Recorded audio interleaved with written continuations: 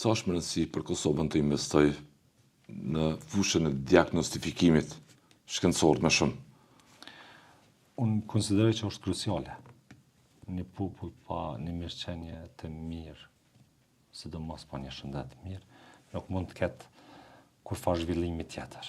Edhe konsideroj që është kruciale edhe është bojë etike me investu në shëndetësi. Konsideroj që një shifër mjaft e madhe e buxhetit konsoliduar të Kosovës do duhet të shkonte në shëndetësi.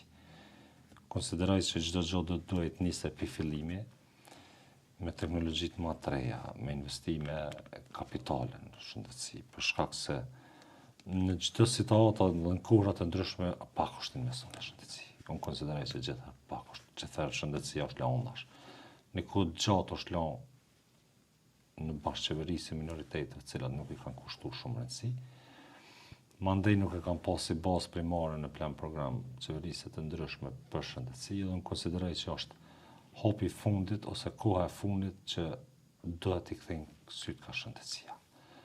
Edhe çka është e rëndësi ka shi vendeve të tjera dhe shteteve të tjera, ne kemi një rini e cila e do shëndetësinë, e do me studiu shëndetësinë, e do me punu në shëndetësi, që nuk e kemi mungesën e kadrës, që në vendet më zhvilluara dhe vendet evropiane po e vujnë këtë. Ka deficit kadrësh, po. Po e vujnë këtë. Prandaj unë konsideroj që duhet me pas në një menaxhment mirë, të bëjmë një politikë afat mesme.